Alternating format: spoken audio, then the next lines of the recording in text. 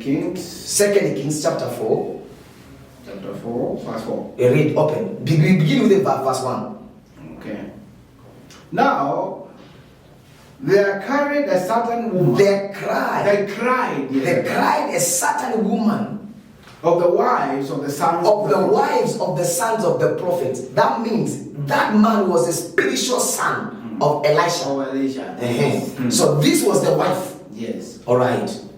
We could say it's the wife of a pastor. It's a wife of a pastor. All exactly. Right. Saying, thy servant, my husband, is dead. He was not an investor. He was borrowing everywhere. That guy, and that is why is another thing that we need to talk about. Yes. This pastor here was not an investor. He died and he left debt with his wife. And he was full time. He was a full time doing nothing. Papa. That guy was a full time. He was not an investor. He was doing nothing. He put his family in debt until he died.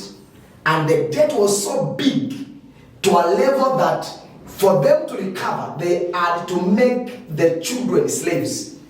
I'll talk about that another day. Let's move on. Thou knowest thy servant did fear the Lord. He feared the Lord. He was not an investor. Those are two different things. And the creditor is come to take unto him my two sons to be bondmen. To be both servants. Yes. To work forever.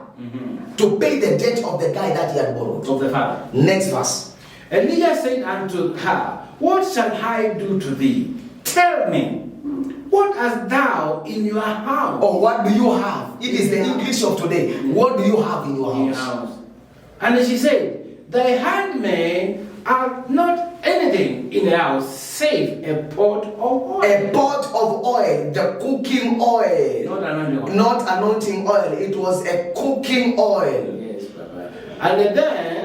And then he said, go, borrow thee vessel. That word borrowing there is that preachers are using to steal. Borrow. Borrow. Because they tell you go to your bank, borrow the money, bring it to church. Is a quack. Clean your account. Clean your account. Themselves, they cannot do that. I'm not against giving. Yes. If God tells you clean your account, bring it to the house of God, do what the Lord has directed you. But someone should not dictate you and command you, and someone should not use your illiteracy for personal gain. Or ignorance. Or your ignorance for personal gain. So that word borrowing there is asking, go and request. That is the old English.